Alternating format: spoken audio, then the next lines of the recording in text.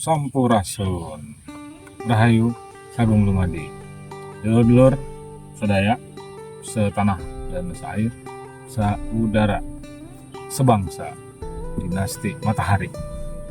Hari ini kita kembali berjumpa lagi di udara. Kali ini kami sedang berada di situs Megalithicum, piramida tertua di dunia.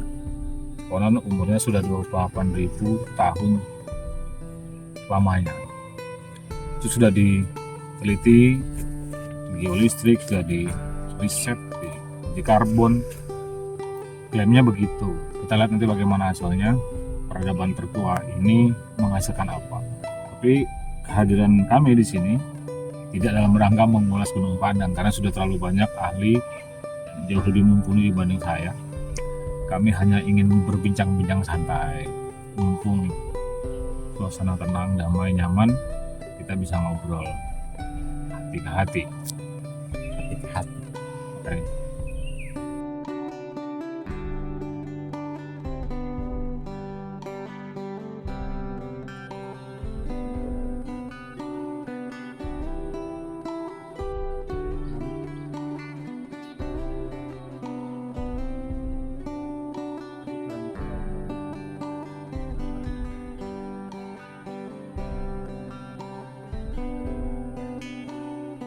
Gini bang, mumpung lagi ada di situs Gunung Padang, aku mau nanya, gimana sih bang cara mengatasi hubungan yang toksik gitu? Oke, good. Pertanyaan yang bagus. Pertama yang perlu kita bahas itu kan toksik itu apa. Kalau kita buka kamus, sederhananya nih, kalau orang-orang awam memahami toksik itu kan racun, ya. Hubungan yang beracun. Jadi kalau dua orang saling menjalin hubungan laki perempuan, untuk satu diantaranya mulai mengalami gangguan jiwa, gangguan pikiran, gangguan perasaan, tuh berarti ada racun mematikan yang sudah mendarat di tubuh dia tuh. Perkaranya apa ya? Macam-macam sudah, gara-gara ekonomi, ya segitiga, wah nggak tahu dah, ruwet. Itu definisi pertamanya yang paling mudah dipahami sama orang. Kasus kayak gini memang lagi marak nih sekarang di era-era 2024 awal. Sebelum-sebelumnya bahkan ya banyak orang-orang yang mulai gelisah gitu sama hubungannya dengan pasangan nih, ya, terutama sama suami sama istri. Ada yang sama pacar menjelang menikah, yang bahkan menjelang berakhir pernikahan. Tapi kan sebelum kita jauh gitu ngomong tentang toksik itu, kan kita harusnya nyari ke pangkalnya tuh. Gimana sih kok bisa sampai ada hubungan toksik itu? Nah, ya kan gitu. Nah, yang jelas kalau kita teliti itu kan mestinya orang-orang yang kena hubungan toksik itu berarti di awal sekali dia ini nggak ngerti cinta itu apa, kasih itu apa, sayang itu apa. Itu yang pertama.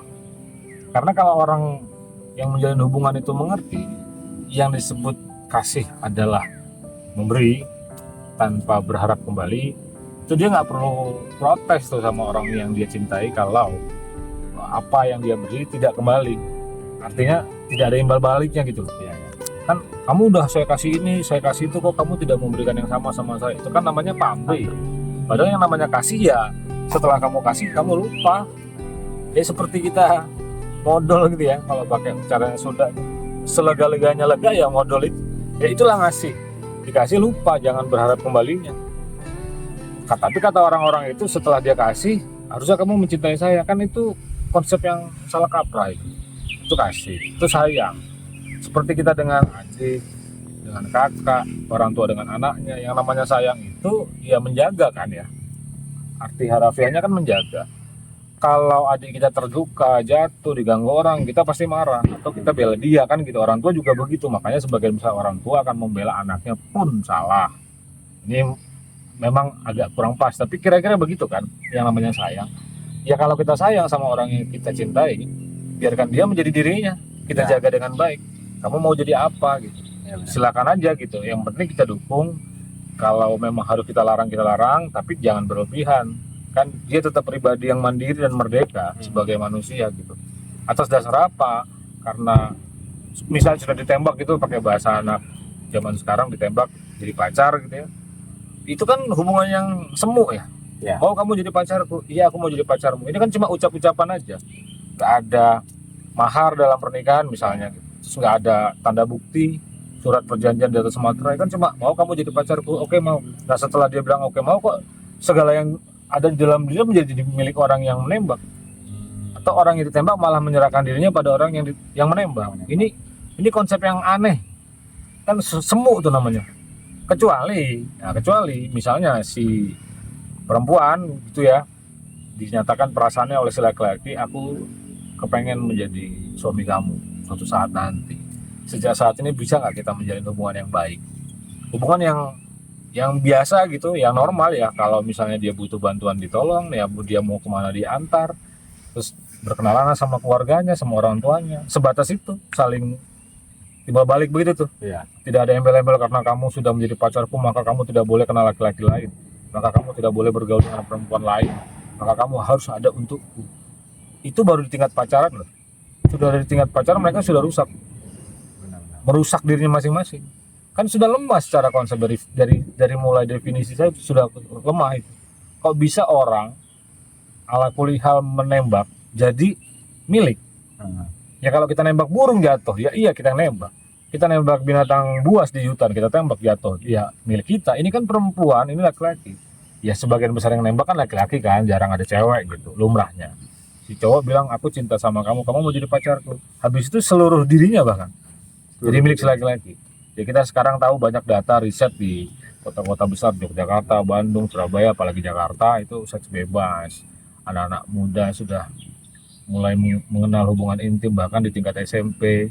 Anak-anak SD sudah mulai tercemar sama video porno, dan bahkan sudah pernah ada yang terjadi di Solok, mereka berhubungan intim massal. Nah Bang, tapi izin tanya, kalau misalkan mereka pelaku dan korban itu yang hubungan bebas itu dia ditanya, itu pasti alasannya ya karena kemarin saya cinta buta, karena saya mencintai dia. Nah arti konsep cinta buta itu gimana Bang? Nah itu tadi kan kita masih sampai di kasih dan sayang, belum sampai di cintanya kan. Nah cinta yang sejati memang nggak bisa didefinisikan, memang belum pernah ada lah, kayaknya juga nggak akan ada yang bisa gitu mendefinisikannya. Mau sekelas filosof, mau saintis, mau orang paling bijak sekalipun ya nggak bisa mendefinisikan baku cinta itu apa. Tapi kalau rasa itu kita bisa sama-sama rasain. Yang namanya cinta adalah ketika misalnya perasaan kita berbunga-bunga, lega, nikmat ya, terutama ketika mencintai itu ya, ada tumbuh rasa cinta ditanam sama Gusti Allah dalam diri kita, ya kita melihat si perempuan yang kita suka gitu, seperti dunia itu berubah jadi bunga-bunga gitu. Ya kan gitu ya. Kan nggak ada definisinya tapi. Nah itu kan tabula rasa semua isinya. Di dalamnya macam-macam, nanti bisa jadi benci, dendam, kesumat, ya cinta setengah mati, cinta setengah dewa, cinta buta gitu. Ya oke gitu. Tapi kan persoalannya sejak awal mereka sadar apa enggak ini betul cinta apa bukan. Jangan-jangan bukan cinta, jangan-jangan cuma sekadar nafsu. Kalau cuma sekadar nafsu untuk menggagahi atau mencaplok orang lain secara pribadi, yang tadinya merdeka jadi terjerat ke dalam kehidupan si laki-laki atau si perempuan yang dalam tanda kutip nggak siap melihat orang yang dicintai berkembang. Ya kan gitu. Ya. Kan kalau memang sayang, kasih, apalagi cinta, kan berarti orang yang ada di hadapan kita ini kita biarkan tumbuh merdeka sebagaimana sebelumnya. Bedanya ya kita sekarang ada sama dia nih, ikut menemani gitu. Kalau orang Jawa bilang konco winking, suami istri itu teman jalan di belakang, si suami di depan, si perempuannya atau si istri di belakang nemenin. Kalau dari awal orang yang bersangkutan tuh bisa mengenali gitu, dia itu sebenarnya suka, senang, atau kelangenan doang gitu, atau malah balas dendam. Contoh kayak beberapa orang yang mengakui itu ya, ada pesohor, ada ya mungkin kawan-kawan kita yang pernah kan dengar ada orang menikah itu gara-gara taruhan, korban taruhan tuh si istrinya, sesama cowok nih, lu bisa nggak dapetin si itu gitu. Oke, kalau bisa dapat apa ini, terus dinikah. Aku punya teman yang kayak gitu, cewek tapi ya, sampai akhirnya ketika dia sudah punya anak satu, dia merasa seperti terjerat oleh pertaruhan suaminya. Ini kita belum ngomongin konsep takdir, nggak usah ngomongin ke sana, nanti tambah panjang lagi. Tapi yang jelas ada kasus kayak gitu. Berarti kan sejak awal ini si cowok dan si cewek tidak sama-sama saling pandang atau jatuh cinta pada pandangan pertama, atau ada benih-benih cinta yang tumbuh witing tresno jalaran saka kulino, nggak ada itu. Dia murni serta merta karena hasil kangenan aja gitu, ya kan? Atau ada yang karena membalas dendam, karena terlampau sering disakiti, akhirnya dia dalam tanda kutip mendekati orang lain dengan alasan dia mau mencintai, ternyata setelah sudah dicintai oleh orang yang dia kejar, ditinggal. Lagi sayang-sayangnya ditinggal gitu ya kata orang-orang. Itu ada juga kasus kayak gitu. Nah, orang-orang jenis kayak gini nih nggak tahu apa yang ada di dalam pikiran mereka ya, tapi yang jelas mereka menganggap itu seperti permainan saja, padahal itu kan merusak dirinya sendiri, bukan merusak orang lain ya. Harusnya kita ini mulai cermat berpikir, nggak ada orang bisa merusak orang lain. Yang ada orang itu mengizinkan dirinya rusak. Iya dong. Iya, benar. Kamu kemarahin misalnya, terus kamu sedih, ngapain? Kalau kamu benar-benar salah, Benar. iya dong. Harusnya kamu minta maaf, izin bang, siap memperbaiki diri. Nah kalau benar salah, kalau nggak benar salah ngapain? Bela diri Bela kan? diri. Izin mau meluruskan, bukan malah baper, bukan malah bersedih, bukan malah terus menjauh, menghilang, entah kemana, entah berantah. Itu kan salah. Ya. Nah, kalau ada orang datang pada kita, kau lagi sedih, ceritalah pada aku, terus aku ikut sedih, yang salah kan aku. Orang sedihnya punya, kok pindah ke aku? Terus aku ikut nangis, aku turut berduka, terus aku nangis, ngapain? Nggak perlu kayak gitu, itu berlebihan. Banyak orang yang nggak ngerti ini. Ya kan, oke, turut berduka bela sungkawa, oke, sebagai teman, as a friend, as a sahabat, oke. Tapi sudah sampai di situ saja, nggak usah sampai ikut bersedih sampai berhari-hari, berminggu-minggu. Padahal bohong kan, bohong lah itu. Bohong. Orang yang sedih kamu, kan aku simpati aja, respect, cukup sampai di situ. Justru yang harus kita lakukan setelah respect apa? Ya bangkit, bangunkan dia. Oke, daripada berlarut-larut, selesai sampai di sini. Yuk kita makan, yuk kita nongkrong, yuk kita ngopi, yuk kita ngudut lagi, yuk kita jalan-jalan lagi, yuk kita sinau lagi, belajar lagi. Begitu dong yang benar. Sebenarnya. Ya kan? Ya. Tapi apa mungkin ini bang? Kenapa banyak orang yang terjebak itu karena mereka tidak tahu, maksudnya takaran ini sebenarnya aku tuh sedang suka loh. Iya. Ini takaran sedang sayang loh, sedang kasih loh. Iya kan, itu kadang-kadang bertumbuh ya. Ada fase-fase tuh. Misalnya ada juga kan, ada yang kasusnya gini karena saling, bahasa kita tuh nggak suka, saling membenci gitu ya. Bukan membenci dalam konteks yang benar gitu. Ini denotatifnya gitu, bukan konotatifnya. Konotatifnya bukan denotatifnya. Apaan sih lu? Ternyata malah jadi tresno. Iya. Padahal tadinya saling tolak menolak tuh. Ya kayak kutub magnet. Ada kan yang kasus kayak gitu kan. Nah ini kan orang-orang ini kan cenderung nggak menyadari, padahal itu seperti hukum alam jadinya. Sudah jadi kebiasaan gitu. Orang yang awalnya saling menolak malah kemudian jadi saling mendekat dan bahkan menikah, bahkan punya anak sampai tua, sampai meninggal. Ada kasus kayak gitu. Kadang-kadang mereka nggak sadari. Nah yang tadi jadi pertanyaan kan, bisa nggak sih kita sadari itu? Harusnya sebenarnya bisa kan. Seharusnya bisa. Iya, sebagai fase aja. Cinta ini kan memang ajaib, gak bisa kita bikin kalkulasi rumusnya. Bagaimana kau bisa menikah dengan istrimu, aku menikah dengan istriku. Ada banyak lagi kasus-kasus yang lebih lucu-lucu dari yang pernah kita alami. Tapi di balik itu semua, kita bisa ngecek ke dalam diri kita sendiri. Sebelum kita bilang saya cinta padamu, wahai istriku, kan ada yang kecentang tuh, gitu, dalam hati. Dan itu cuma kita yang tahu. Nggak bisa kita tanya sama orang lain. Sebenarnya gue cocok gak sih sama dia? Itu pertanyaan yang salah. Gak perlu nanya orang, apalagi teman-teman perempuan nih. Kalau udah mulai suka sama cowok, terus dia konfirmasi ke teman-teman ceweknya satu lingkaran. Menurut kamu, kalau aku jalan sama dia, cocok gak? Jangan deh, nanti kamu begini, terus gak jadi. Padahal tuh rasa tumbuh di dalam diri dia. Yang menumbuhkan siapa kalau bukan yang punya hidup? Ya, kayaknya titik mula kesalahan mereka itu di situ bang. Aku sih pernah punya pengalaman pertama kali aku menyukai seorang, aku bingung itu rasa apa.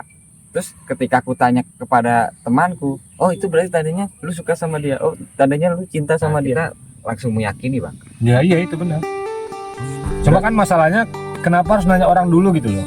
Kenapa nggak belajar mengenalinya? Dari mana juntrungannya kok tiba-tiba satu perasaan tuh mengarah ke satu perempuan, kok nggak ke semua perempuan, kan gitu. Berarti kan itu namanya suka, dan suka itu benih-benih cinta kan biasanya. Kalau dari ada 50 orang teman di kelas, misalnya kalau itu kampus atau sekolah atau di luar gitu, luar kampus atau sekolah, kok bisa hanya tertambat pada satu orang itu aja tuh? Itu kenapa sih? Itu kan berarti panah asmara sedang menancap di dalam dada kita, ditanam sama Gusti Allah. Gitu kan ceritanya kan? Nah, kalau kita dari awal bisa mengenali ini, harusnya itu semua beres. Akhirnya kita tinggal kelola. Kalau kita udah bisa kelola, nggak ada tuh namanya hubungan toksik. Nggak ada. Karena apa? Kita jadi sadar diri nih. Aku bisa nggak ya masuk ke dalam hidupnya? Kalau aku nggak bisa, aku harus nyari cara. Misalnya dengan nyari informasi tentang dia, belajar mengenali dia, memantau dia, ngikutin dia, nguntit dia, apapun lah. Intinya jangan sampai merugikan diri sendiri atau merugikan orang yang sedang kita incar. Sebenarnya itu kan bisa dilakukan dari awal, tapi kan enggak. Kadang-kadang titip salam ya buat si Diana misalnya. Titip salam yang sana malah kesenangan, kesengsem. Sementara si Diana temannya lebih cantik. Pindah tuh. Yang sana barusan mulai membangun perasaan, kita belum selesai dengan perasaan kita yang tadi itu udah pindah lagi. Akhirnya dipacari dua-duanya, akhirnya tipu-tipuan, berantem tuh berdua. Ya. Musuh-musuhan mereka. Kan rusak ini. Rusak hubungan yang sudah manis itu. Maksudnya hubungan perasaan kita nih, kan ini kan rasa ini lucu, bisa tertambat satu sama lain. Apalagi dengan suami istri. Pun jauh di sana orangnya, tapi perasaan itu bisa kait mengait. Ya, benar. Saking kait mengaitnya bisa jadi ruwet. Itu maka kenapa orang sudah menikah ketika bercerai itu panjang lebar itu ceritanya. Apalagi dimulai dari kasus toksik itu. Nah pertanyaannya kan kembali ke pertanyaan awal, bagaimana caranya kita menanggulangi atau menghindari hubungan yang toksik. Itu mengingatkan aja ya. Di awal tadi kita udah bahas tuh, kalau dari awal kita sudah ngerti harus apa ketika menghadapi atau menjalani hubungan dengan lawan jenis gitu ya. Nggak, kasus-kasus cinta toksik itu bisa kita minimalisir. Walaupun ya namanya cinta itu biasanya memang membunuh, tapi tidak sampai mati konyol gitu lah. Nggak perlu ada cerita tentang bunuh diri, gila karena cinta. Ya cinta itu memang bikin kita gila ya. Cinta itu memang bikin kita mabok. Tapi kalau mabok itu bisa kita nikmati, lama-lama jadi biasa tuh dia. Ya. Bukan jadi mabuk terus-terusan gitu. Apa-apa tentang dia melulu gitu. Enggak, itu kan cinta itu mendewasakan sih. Pada akhirnya kan cinta itu mendewasakan. Itu terbukti ketika kita ngeliat orang tua kita. Bagaimana mereka tetap saling cemburu, tapi tidak seperti cemburunya orang yang baru menikah. Iya, berbeda. Kan gitu kan? Tidak seperti cemburunya orang yang lagi pacaran. Cemburu tetap, ya cemburu bahkan sama anaknya loh. Ya seperti kasus yang aku alami gitu. Ayahku cemburu sama aku kalau aku sedang ngobrol sama ibu. Itu kan tetap kan? Tapi dewasa gitu, nggak ditunjukkan, nggak terus harus baku mulut, baku hantam, segala benda di rumah bisa pecah dan banting-banting, nggak kayak gitu kan? Iya. Nah, kalau sudah sampai toksik ini kan bahkan orang yang dicinta itu jadi seperti apa itu? Korban ya, boneka. Pokoknya kamu nggak boleh begitu, nggak boleh begini, ikut aku. Apa yang aku mau kamu harus jalani. Loh, memang dapat hak dari mana? Kamu bisa ngomong kayak gitu, kok bisa kamu mengendalikan hidup orang lain? Pikiran dua orang aja bisa berbeda loh. Ya kan? Bahkan kita sama saudara kandung aja tuh nggak sama. Nah, kok bisa ada orang lain yang kemudian jadi suami istri, yang kemudian melahirkan anak-anaknya gitu? Ya kok bisa saling mengintimidasi, saling menginjak, saling menindas? Kan itu nggak boleh harusnya dong dalam hukum bermasyarakat, apalagi pakai hukum agama Islam misalnya dalam hal ini. Setiap pribadi harus merdeka dengan dirinya sendiri. Satu di antaranya saling berkomitmen, yuk menikah. Apa yang harus saya lakukan, apa yang harus saya beri. Itu kan ada imbal balik tuh, tanpa harus diminta loh itu. Kalau kita laki-laki bekerja mencari nafkah, perempuan di rumah ngapain? Oke, aku mau cari nafkah boleh nggak? Boleh. Terus gimana? Ya kita bekerja sama. Rumah berarti kita urus bersama. Kita juga harus bisa masak, harus bisa nyuci, sapu, nyetrika, ngepel, benerin rumah yang genteng yang bocor. Sekarang kan enggak, konsep itu belum serta-merta dipahami ya. Seolah-olah orang yang menikah ya pokoknya rumah domestik itu urusan istri, urusan anak, urusan kamu, urusanku berbeda. Itu belum. Sebisa mungkin kita harus sampai di tingkat maksimal egaliter, equality. Seorang laki-laki dan seorang perempuan yang menikah menjadi suami dan istri itu harus sama-sama saling mengayomi, bukan saling menginjak, bukan saling menindas, bukan saling merusak. Harusnya mereka sama-sama saling mengerti, saya laki-laki, kamu perempuan, kodrat saya apa, kodrat kamu apa, itu yang dikombinasikan sehingga tidak timbul racun mematikan, poison yang membuat kita mati terjengkang gara-gara saling mencintai. Nah, Lur, jadi kira-kira begitu saja karena di belakang sudah ada yang motong rumput. Agak kurang kondusif, tapi kira-kira itu pesan dari kami ya. Saya nggak bisa memberi pengarahan lebih panjang, tapi intinya kalau itu diikuti ya semoga lah, insya Allah apa yang menjadi masalahmu sekarang, kalau itu sedang terjadi atau nanti atau mungkin sudah dan masih berkarat, pahami saja yang tadi saya sebut dalam obrolan bersama Rama, semoga bisa membantu. Terima kasih sudah mengikuti diskusi kita kali ini. Sampai jumpa, jangan lupa berbahagia. Rahayu, Sagung, Lumat.